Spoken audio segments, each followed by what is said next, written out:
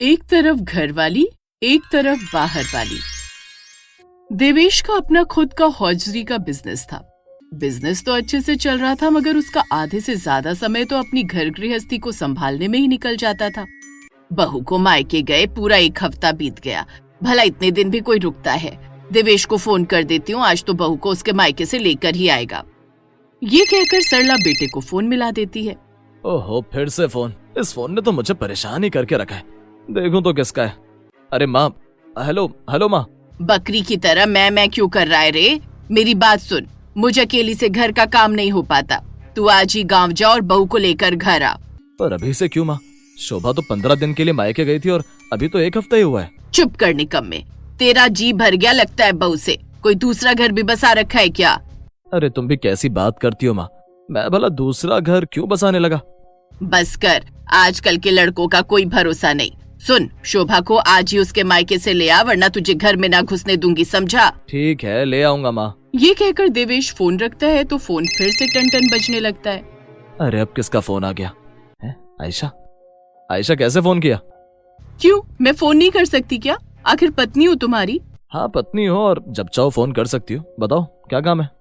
आज शाम को मेरी छुट्टी से पहले तुम मुझे अस्पताल लेने आ जाना। आज मुझे कुछ शॉपिंग करनी है।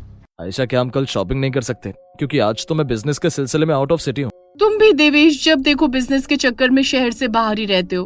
पत्नी के लिए तो टाइम ही नहीं होता तुम्हारे पास।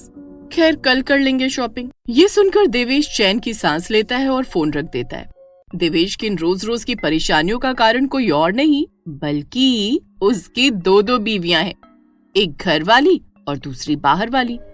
शोभा घर वाली होती है और गांव की भोली भाली घर संभालने वाली बीवी भी। वहीं दूसरी ओर आयशा बाहर वाली बीवी होती है। वो शहर के बड़े अस्पताल में नर्स की जॉब करती है। लगता है अब तो मेरी जिंदगी घर वाली और बाहर वाली बीवियों को संभालने में निकल जाएगी। एक को मनाओ तो दूसरी रूठ जाती है। गजब की उलझन है भाई, और ऊपर से माँ का डर। पता नहीं मेरे साथ क्या होने वाला है। उस दिन देवेश गांव से शोभा को लेकर घर आ रहा होता है तो रास्ते में अचानक ही शोभा की तबीयत खराब हो जाती है। देवेश जल्दी से एक अस्पताल के आगे गाड़ी रोककर हड़बड़ी में शोभा को अस्पताल के अंदर लेकर आता है। किस्मत से ये वही अस्पताल होता है जिसमें आयशा नर्स का काम करती है। क्या हुआ इन्हें? ये बेहोश कैसे हो गई? पता नहीं डॉक्टर, अचानक उल्टी आई और बेसुध सी हो गई। अब उधर जाकर बैठी, हम देखते हैं। सीमा, जल्दी से नर्स आयशा को बुलाओ। ये कहकर डॉक्टर और आयशा शोभा के इलाज में लग जाते हैं और कुछ देर बाद शोभा की हालत कुछ सुधरती है तो आयशा की नजर देवेश पर पड़ती है। वो देवेश को वहाँ शोभा के साथ देखकर हैरान रह जाती है। देवेश, तुम यहाँ, और ये औरत तुम्हारी कौन है? अरे आयशा, तुम? मुझे तो इतना भी ध्यान नहीं रहा कि मैं इसे तुम्हारे अस्पताल में ले आया हूँ। पर ये है कौन देवेश? क्या तुम्हारी पहचान वाली है और तुम इतने डरे हुए से क्यों हो? अरे ना आयशा, मैं डरा हुआ तो बिल्कुल भी नहीं हूँ। मैं तो इस औरत को जानता भी नहीं। बेचारी अकेली थी और इसकी तबीयत खराब थी, इसीलिए इंसानियत के नाते मदद कर दी। क्या हुआ इसे? कुछ नहीं हुआ है देवेश, समझो इसके पति के लिए खुशखबरी है। माँ बनने वाली है ये। सच? ये तो सच में बड़ी खुशी की बात है आयशा। पर तुम इतने खुश क्यों हो रहे हो? कहीं ये... तुम भी ना आयशा, पता नहीं मुझ पर शक करना कब छोड़ोगी। अरे जिस किसी की भी बीवी है उसे तो खुशी होगी ना। बस, अब और सफाई देने की जरूरत नहीं है देवेश। जब तुमने इंसानियत के नाते इसकी इतनी मदद की है तो थोड़ी और मदद कर दो इसकी। अब इसे इसके घर तक छोड़ाओ, कहो तो मैं तुम्हारे साथ चलूं? अरे ना, उसकी कोई जरूरत नहीं है आयशा। शोभा के प्रेग्नेंट होने की खबर सुनकर देवेश सच में बहुत खुश होता है, मगर अस्पताल में आयशा को देखकर उसे घबराहट भी होने लगती है। बच गया, वरना आज तो पोल खुली गई थी। बचा लिया भगवान, तूने, तेरा लाख लाख शुक्र है। फिर घर पहुंचकर जब ये खुशखबरी वो सरला को सुनाता है तो उसकी खुशी का तो मानो ठिकाना ही नहीं रहता। मगर फिर भी वो देवेश पर अपनी खुशी ना दिखाते हुए उसे डांटते हुए कहती है, पढ़ लिख कर बिजनेस करने लगा मगर फिर भी अकल नहीं आई। अरे निखट्टू, इतनी बड़ी खुशखबरी मिलने पर भी खाली हाथ घर चला आया। कोई मिठाई नहीं ला सकता था क्या? अरे भूल गया माँ, कहो तो अभी ले आता हूँ। बस रहने दे, अब बहू घर आ गई है, अब तो मैं ही सबका मुंह मीठा करा दूंगी। फिर रात के समय डिनर का टाइम होता है तो देवेश का फिर से फोन बज उठता है। अरे आयशा, तुम कहो कैसी हो? मैं ठीक हूँ, पर तुम क्या उस औरत के घर ही बस गए हो देवेश? मैंने तुम्हें उसे उसके घर छोड़कर आने को कहा, बस जाने को नहीं। कैसी बातें कर रही हो आयशा? भला मैं तुम्हें छोड़कर कहीं और क्यों बसने लगा?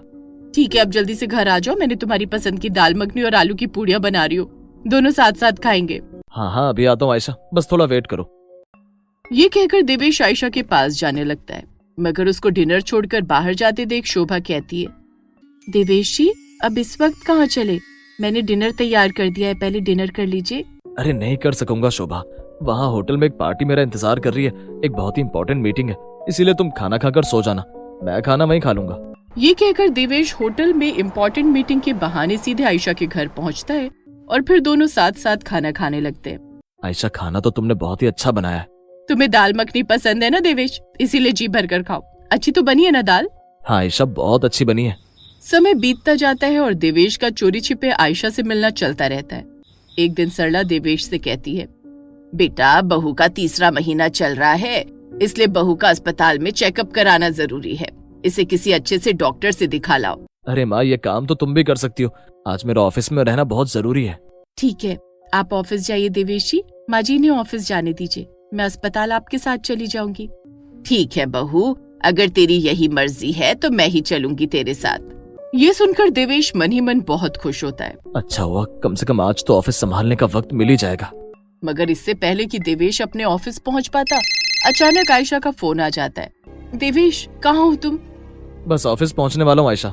देवेश, जल्दी से घर आ जाओ, मेरे पेट में बहुत जोर का दर्द है, मुझे जल्दी से अस्पताल ले जाना होगा। तुम चिंता मत करो आयशा, मैं आ रहा हूँ। ये कहकर देवेश बिना समय गवाए आयशा के पास जा पहुंचता है। उस समय आयशा पेट पकड़कर चीख रही होती है, देवेश, देवेश तुम आ गए। देवेश, मेरे पेट में बहुत जोर का दर्द हो रहा है, मुझे जल्दी से अस्पताल लेकर चलो। अरे घबराओ मत आयशा, बस थोड़ा धैर्य रखो, मैं तुम्हें अभी अस्पताल ले जाता हूँ। ये कहकर देवेश आयशा को लेकर पास ही के एक अस्पताल में जाता है। डॉक्टर तुरंत आयशा का ट्रीटमेंट शुरू करती है और कुछ देर बाद आयशा को दर्द से राहत मिल जाती है। आयशा को दर्द से चैन मिलता है तो डॉक्टर मुस्कुराते हुए देवेश से कहती है, देखिए आपकी पत्नी प्रेग्नेंट है, बट इसकी बच्चादानी काफी कमजोर है, इसलिए इसका काफी ख्याल रखना होगा और साथ ही इन्हें महीना भर बेड रेस्ट भी करना पड़ेगा। ठीक है डॉक्टर। मैं कुछ दवाइयाँ लिख देती हूँ, इन्हें नियम से देते रहना। आयशा की हालत देखकर देवेश सचमुच चिंता में पड़ जाता है और कुछ ज्यादा ही परेशान हो जाता है। वो सोचने लगता है, बुरा फंस गया यार, शोभा को तो माँ भी संभाल लेगी, मगर आयशा को कौन संभालेगा? उधर बिजनेस, इधर शोभा और आयशा, लगता है घर वाली और बाहर वाली के चक्कर में एक दिन कहीं का नहीं रहूंगा। समय बीतता जाता है और एक दिन शोभा अपने चेकअप के लिए अस्पताल जाती है तो संयोग से आयशा भी उसे अस्पताल में पहुंच जाती है। आयशा के साथ देवेश भी होता है, मगर देवेश वहाँ शोभा को देखते ही बहुत घबरा जाता है। अरे आयशा, तुम डॉक्टर से मिलो, मैं भी आया। पर ये अचानक तुमको क्या हो गया देवेश, तुम इतने घबराए हुए से क्यों हो? वो बात नहीं है आयशा, भाई बिजनेस में नुकसान हो तो घबराहट हो ही जाती है। ऑफिस में कुछ इंपॉर्टेंट पेपर्स पर साइन करने थे तो मैं भूल ही गया, अगर साइन नहीं किए तो काफी नुकसान हो जाएगा। अगर यही बात है तो जाओ, तब तक मैं अपना चेकअप करा लेती हूँ, पर समय पर लौट आना। हाँ लौट आऊंगा। ये कहकर देवेश अस्पताल से बाहर निकल जाता है और तभी आयशा की मुलाकात शोभा से हो जाती है। अरे आप सब ठीक तो है ना? मेरा मतलब आप और आपका बच्चा? हाँ, हम दोनों तो भले चंगे हैं मैडम जी, मैं भी और मेरे पेट में पल रहा मेरा बच्चा भी। आप सुनाइए, आप भी माँ बनने जा रही हैं? आप तो इसी अस्पताल में काम करती हैं ना? हाँ, पर अब मैं छुट्टी पर हूँ क्योंकि डॉक्टर ने बेड रेस्ट दे रखा है। आपकी तबीयत कमजोर है और फिर भी आप अस्पताल में अकेली चली आई, क्या आपके पति साथ नहीं आए? वो आए थे पर चले गए, कोई जरूरी काम था, थोड़ी देर में लौट आएंगे। पर अकेली तो आप भी आई हैं, क्या आपके हस्बैंड साथ नहीं आए? नहीं, वो भी ऑफिस के काम में व्यस्त थे, इसीलिए अकेली आना पड़ा। अच्छा, अब मैं चलती हूँ। ये कहकर शोभा अस्पताल से चलकर बाहर आ जाती है और तभी उसे प्यास लगाती है और वो पानी की एक ठेली पर पानी पीने लगती है। वो पानी पी ही रही होती है कि तभी उसके पास से आयशा देवेश के साथ कार से गुजरती है। देवेश को आयशा के साथ देखकर शोभा के पैरों तले से तो जैसे जमीन ही खिसक जाती है। देवेश जी और उस नर्स के साथ ये कैसे हो सकता है? कहीं देवेश जी ने दो घर तो नहीं बसा रखे? अब तो माँ जी को बताना ही पड़ेगा। घर जाते ही शोभा ये बात सरला को बताती है और जब देवेश घर आता है तो सरला सीधे उस पर राशन पानी लेकर चढ़ जाती है। क्यों रे निखट्टू, ये बहू क्या कर रही है? कार में तेरे साथ कौन बैठी थी? कोई भी नहीं माँ, मैं तो सारा दिन ऑफिस में था, चाहो तो फोन करके पूछ लो, इसे तो हर आदमी में मेरी शक्ल नजर आती है। नहीं देवेश जी, वो आप ही थे, मैंने आप दोनों को अपनी आंखों से देखा था। देवेश जी, क्या आपने दूसरा घर भी बसा रखा है? चुप कर बहू, कुछ भी अनाप शनाप बकने लगी। मेरा बेटा ऐसा नहीं है, जरूर तेरी आंखों से कोई धोखा हुआ है। ये कहकर सरला बात को टाल देती है, मगर शोभा इस बात को भूल नहीं पाती और वो मन ही मन कहती है, देवेश जी आप माँ जी को धोखा दे सकते हैं पर मुझे नहीं। देखना एक दिन इस सच से पर्दा उठ ही जाएगा। इस तरह शोभा उस दिन के बाद इस बारे में गंभीरता से सोचने लगती है और साथ ही देवेश पर भी तीखी नजर रखने लगती है। कुछ समय बीत जाता है और फिर एक दिन शोभा सरला से कहती है, माँ जी, मैंने आयशा के अस्पताल से उसके घर का एड्रेस लिया है, क्योंकि एक बार उसके घर चलकर देखे। बहू, क्यों मन में वहम पाले बैठी हो? इस बात को भूल जा बेटी, मेरे देवेश का तेरे सिवा किसी से संबंध हो ही नहीं सकता। फिर भी एक बार आयशा के घर जाकर उससे बातचीत करने में क्या जाता है माँ जी? मेरे मन का वहम निकलना भी तो जरूरी है। ठीक है, अगर तू यही चाहती है तो चल, पर याद रखना मेरे देवेश में कोई खोट नहीं पाएगा। फिर अगले दिन शोभा और सरला आयशा के घर का पता लगाते हुए उसके घर पहुंच जाती हैं। मगर उस समय आयशा की हालत ठीक नहीं होती, वो दर्द से बिलख रही होती है। अरे आप, अच्छा वो आप आ गई। लगता है मुझे समय से पहले डिलीवरी होने वाली है, मेरे पति भी घर पर नहीं है, मेरी मदद करो शोभा। तू चिंता न कर बेटी, हम तुझे अभी अस्पताल ले जाते हैं। पता नहीं कैसा पति है आपका, आपको इस हालत में अकेला छोड़कर बाहर मौज ले रहा है। नहीं नहीं, वो ऐसे नहीं है, वो तो बहुत अच्छे है बहन, मेरा बहुत ख्याल रखते हैं, किसी काम से बाहर गए, अभी आ जाएंगे। बहू, तुम भी क्या बातें लेकर बैठ गई? इस समय इस बेचारी को अस्पताल पहुंचाना जरूरी है, या इसके पति को लेकर जिक्र करना। आयशा की चीख पुकार सुनकर शोभा और सरला के साथ साथ पड़ोस की कुछ औरतें भी इकट्ठी हो जाती हैं। सरला उन सब की मदद से आयशा को उसके अस्पताल ले आती है। डॉक्टर उसकी हालत देखकर कहती है, आयशा, तुम्हारी कंडीशन तो बहुत खराब है। मैं जानती हूँ डॉक्टर कि अब मैं ना बचूंगी, आप किसी तरह मेरे बच्चे को बचा लीजिए। वो तो ठीक है, पर इस समय तुम्हारे हस्बैंड का साथ होना भी जरूरी है। वो आते ही होंगे, आप कुछ कीजिए मैम। आयशा और डॉक्टर की बातें सुनकर शोभा और सरला का मन पसीज जाता है और कुछ देर के लिए शोभा अपने मन का वहम भूल सा जाती है और भगवान से प्रार्थना करती है, हे भगवान, इस बेचारी को कुछ न करना, इसको और इसके बच्चे को सुरक्षित रखना। बहू, पता नहीं क्यों इस लड़की से गहरा अपनापन सा महसूस हो रहा है। ऐसा लगता है जैसे इससे हमारा कोई गहरा नाता हो। हाँ माँ जी, पर इसके पति ने आने में बहुत देर कर दी। शोभा और सरला इस तरह बातें कर ही रही होती हैं कि तभी डॉक्टर बाहर आती है। बहुत बुरा हुआ, बच्चे को तो हमने किसी तरह बचा लिया, पर बेचारी आयशा नहीं बच पाई।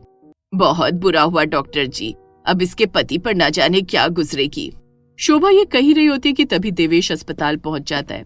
वो शोभा और सरला को सामने देख भौचक्का सा रह जाता है। अरे शोभा और माँ, आप यहाँ कैसे? तो उस नर्स का पति तू ही है बेटा? हाँ माँ, पर आयशा कैसी है? ठीक तो है वो?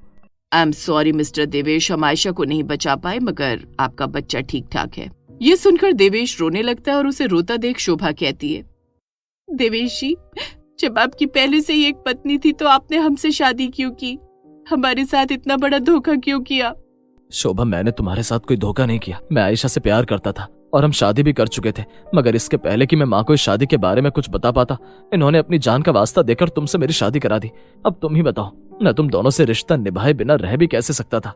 बस कर बेटा, गलती तो मेरी ही है। मैंने तेरी एक ना सुनी और तुझे शोभा के साथ शादी करने को मजबूर कर दिया। बहू, मुझे माफ कर देना।